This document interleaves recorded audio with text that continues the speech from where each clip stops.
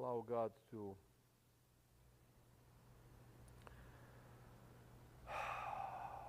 engage with us.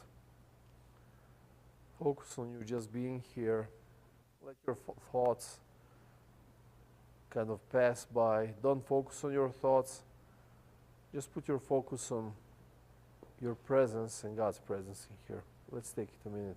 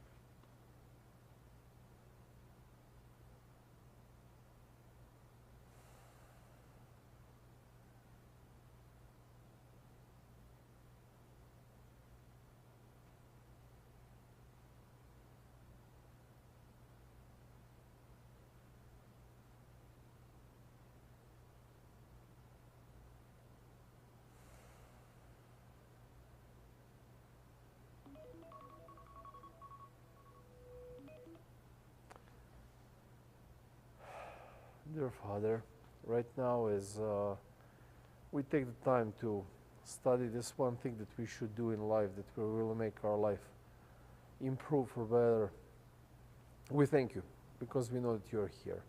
We thank you because we know that your Spirit is going to guide us, and we really appreciate the fact that we have this opportunity to be here with you. Amen. All right, so last couple of weeks we were talking about this one thing, and I really wanted to stress it. I was stressing this one thing because one thing that I realized is that the spirituality, to experience kind of excellence in spirituality, it's not that complicated. We have a sense it's complicated because very often we don't what we talked about like before. So for example, you're working on a car, and it's familiar to you, and when I was telling you about taking the trunk apart there, and you're like, yeah, you know. But for me, it was like, yeah, how am I going to do this, you know? I was freaking out. I didn't know, you know, where's that going to take me, if I'm going to be able to put it back and so on. Very often people approach in the same way to spirituality. Just because they're not familiar with it, they feel that it's complex.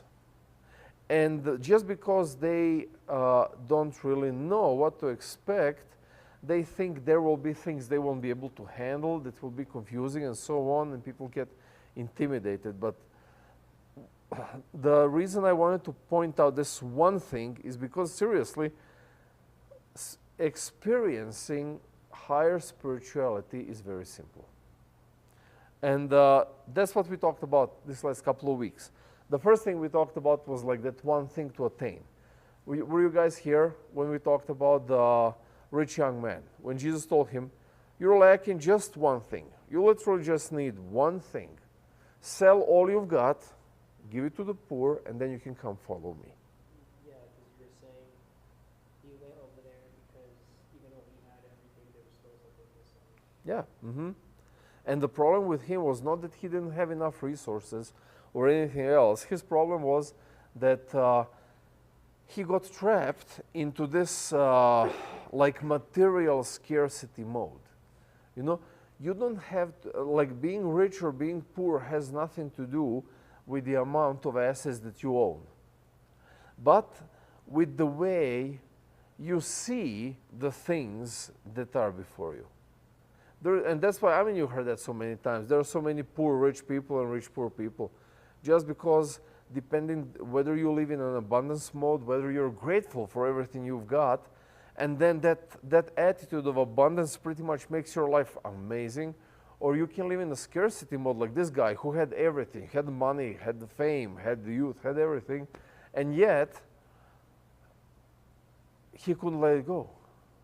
You know, because what am I without all of these things? So number one thing to attain is actually spirituality over material.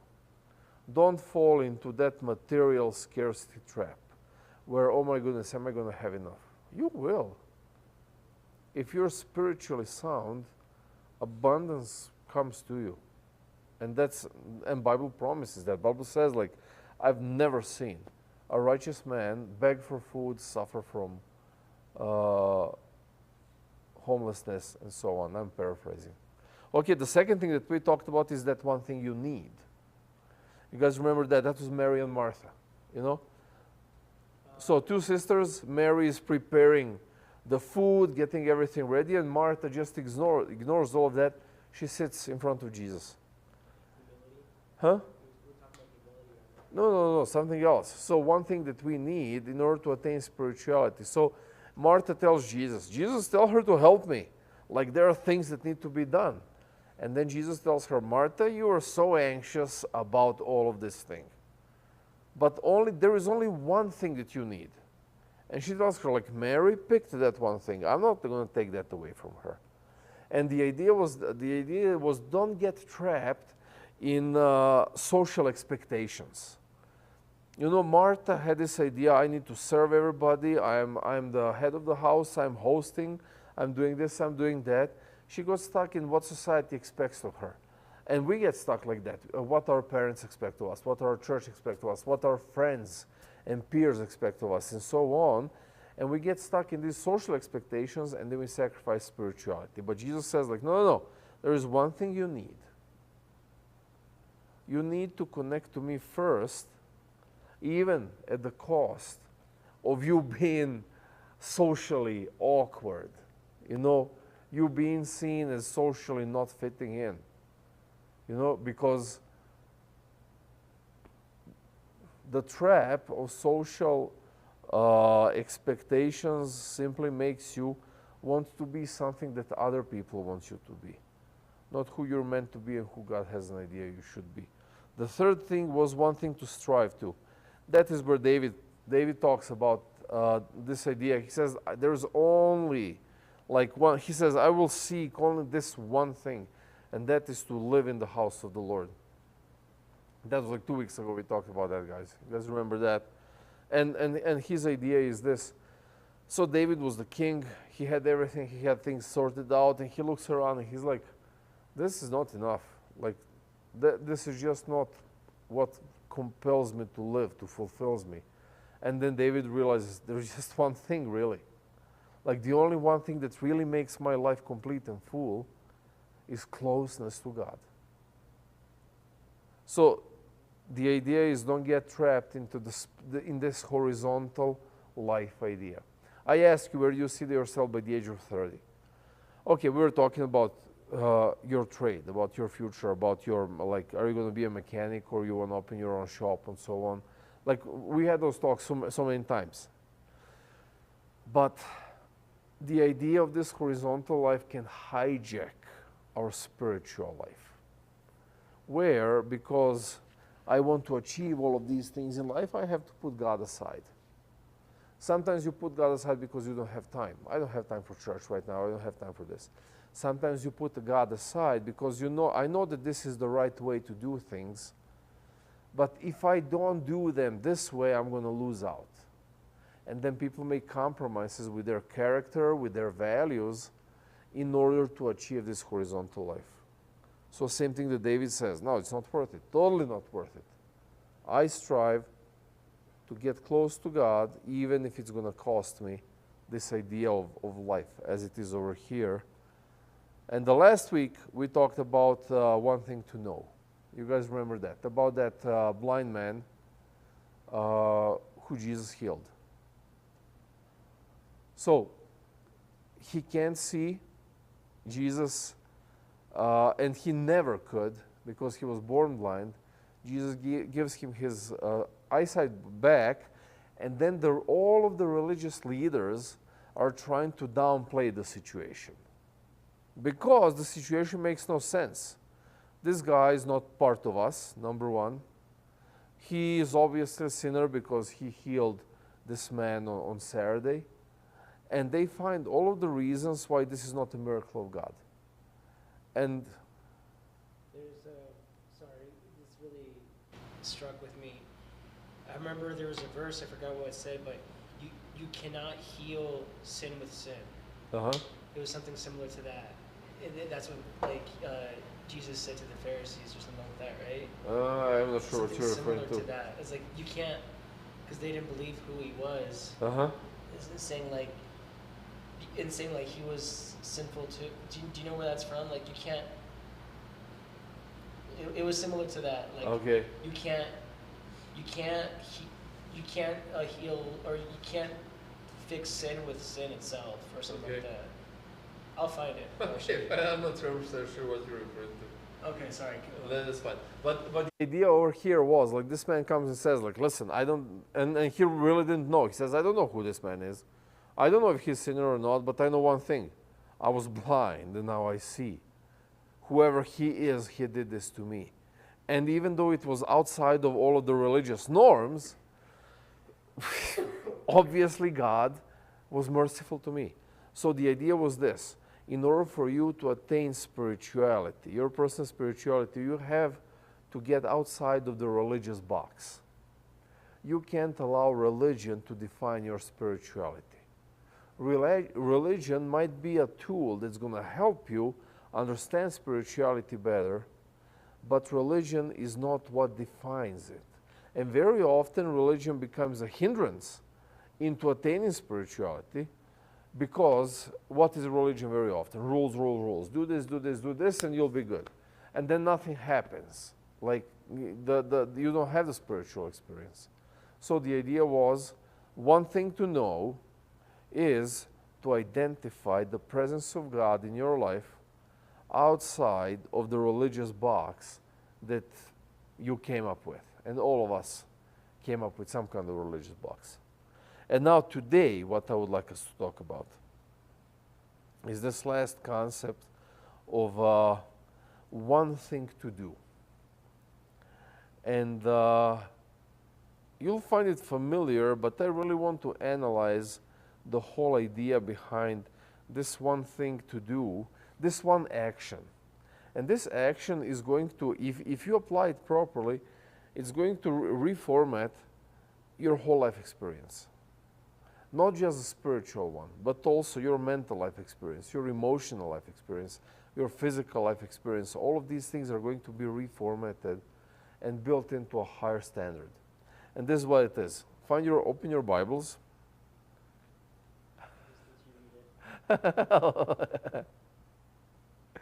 Oh, geez, okay. Philippians, book of Philippians, chapter 3.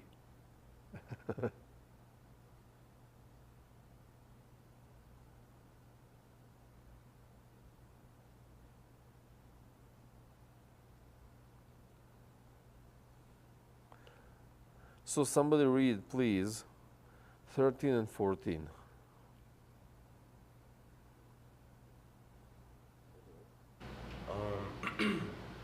Brothers and sisters, I do not consider myself yet to have taken hold of it, but one thing I do, forgetting what is behind and straining towards what is ahead.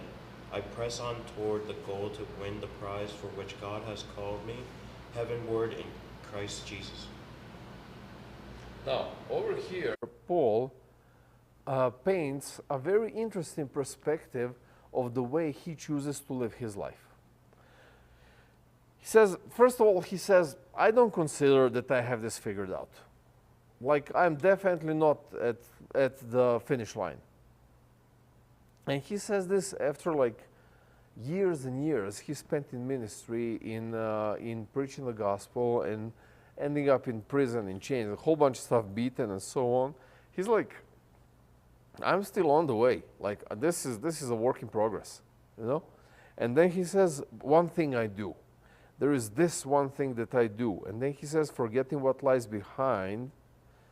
And that's irony in Paul's writing.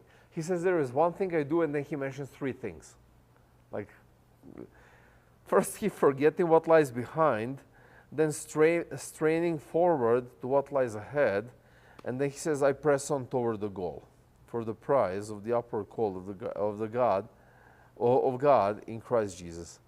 And he sees this now. One key thing as we go through this discussion, what I just kind of separated in three different things, he sees this as one thing.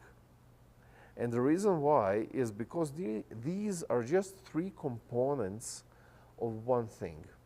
These components independently, yes, they will do some work. They will help to a certain extent, but they're not going to achieve this final goal of spiritual connectedness, of deeper spiritual connectedness. When these three things are combined together into one thing, that is when they have like the superior impact in the way your spirituality develops. So let's start talking about this. When he says, I do not consider that I have made it my own. So he says, technically, I am a work in progress. And I'm sure that all of you feel the same about yourselves. You are a work in progress. Where were you a year ago and where are you now? You can see progress, right? You can see progress in not just physically, not just financially, but also mentally, emotionally, spiritually. You see that things are moving on. Now let me ask you, if you think about where you were in April last year, on a personal level, like as a person, as a character, as a, like mentally and so on, what did it to bring you where you are right now? Like one specific thing? No, not one, but just give me like toss me like a couple of things that happened in your life, or that you chose to do, or that kind of intermingled with your experience that brought you to grow from where you were in April to where you are right now. What changed? I mean, for me, it's like the the position change at work. It's like at this point, I had been an apprentice for like a month. No, like 2 months. And now it's my first week as a mainline technician. So it's been a ton of stuff that I've learned to do, and now I'm working by myself, and it's like working out for the first week so far. But I mean, yeah, it's been a ton of growth. Like I'm doing stuff that I never thought I would have been doing last year this time around. So here's the question. How do you feel that this change helped you improve emotionally, for example? And it makes me feel like more confident. Okay. Cause like last year, like even just putting in like this sound system on like the newer trucks, like it used to take me like so long to figure it out because there was a lot of wiring and putting stuff in, and now I get it done like almost with my eyes closed. It's like seeing your like being able to see your progress. Okay. Of like how you used to be and how you are now and what the things you can do now. It's like it like makes you feel good. Like I'm actually like progressing. Like I'm doing stuff. Like I'm remembering and like moving forward. Okay. Cool. Okay. So you see the progress. It makes you emotional, like more confident, feeling better about yourself, feeling better about the day, feeling better about next week. You know, even though week didn't come yet, but you already feel good about it because it's going to be awesome, right? Okay. Now, another question, and I think this is important also to think about because we do this all the time. So, if we are a work in progress, when do you see that this work is going to end? Yeah, So, if you're a work in progress, like in your career, as a person, in your physical appeal, in your emotional stability, your mental state, where is this work going to end? Like you work on a truck, you do all of the steps, you finish everything up, fire it up, and it works fine, and the work is done. Okay, cool. But when we talk about this internal work, when is it going to end? You don't think it does? I don't think so, just because life just can take many turns, and it can have you experience a ton of things, and like you just gonna have to, like I don't know, deal with stuff that comes to you. Like it's not gonna be all like bad. It's not gonna be all good. It's just gonna fluctuate, and you're just gonna have to keep on adapting and adapting to whatever comes your way. Okay, all right. What about the rest of you guys? What do you think? I mean, do you agree with Jesus' idea, or do you feel that at some point some work ends? It never ends. So if it never ends, when do you take a break? You're on vacation. That's why you should be able to disattach yourself from it. Say again? You have to be able to disattach yourself from everything and go to God. Because it's never going to end. So there is one cool thing about life. Like, as long as you live, you grow. And I like the idea that you guys have. You learned it from your life experience, and that's good. The growth process and the progress, the work on yourself never ends. One thing that I've seen, and it's kind of sad thing to notice, especially like with older people, there is a moment when people give up. There is a moment when people say, I'm done, I don't want to do this anymore. And that is the moment when they start dying. And very soon after that, you don't see the plateau, like, okay, I reached my peak. No, at that point you see them deteriorating. Go ahead. Sorry, you see people, even right now, through their life and what they do with their job, with how they live and with everything, you can see that they've given up on life. They haven't tried their best.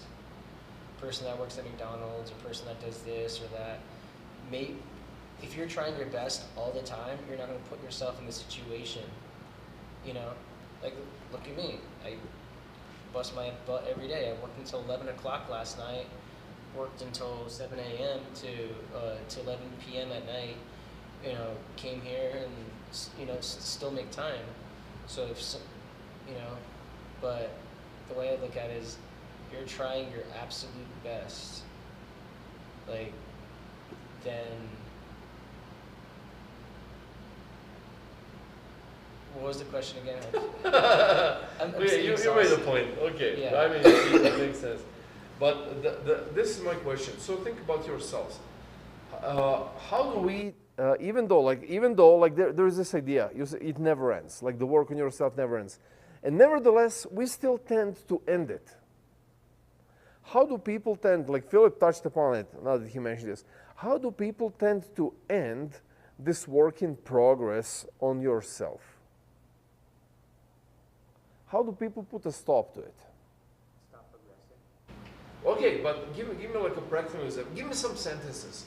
Give me something that people say that represents I'm done. That represents I am done with this work. It is what it is. It is what it is, for example. Oh well, yeah, all right, what else? Like I did what I could. Exactly. I did as much as I could. You know? Yeah. Sorry to say this, but you know what I've noticed? A lot of married men, I see this in them very distinctively. There's a lot of clients I have, and a lot of people I know that are married, especially in this age now. And you're just like, you just see they gave up on life. And they're like, it's so true. I'm just like, what happened? Like, where's that fire you used to have? It's not there no more. But yeah. Well, okay. Not everybody manages some stuff. That's why that's what I started doing like years back. Like actually since the last couple that I married got divorced. I'm like, I'm not going to marry anyone without going through the premarital counseling. And we actually talk about these things, about settling. You have people settling. You know, and like what you said last, like I did what I could, that's settling. Because if you tried a little bit more, you could have probably done a little bit more. You just didn't feel like it. Or like the worst thing that when people come talk to me about the problems, whatever, well, that's the way I am. You know? That is the lamest excuse for being an ass. Seriously, that's the way I am. You're going to settle with your job, you're going to settle with your partner, you're going to settle with everything. Yeah. Be your best mediocre self. It's kind of like that, you know? That sounds good. It does, but that's what so many people do, you know. Because in order for you to be excellent, you can never and you should never stop working on yourself, and you should find pleasure and satisfaction in achieving, in growth. So that's where like I kind of get like lost in the materialistic part of life. I get that like that stuff is just here, and we're not gonna be able to take it once we go to heaven. But like is it really that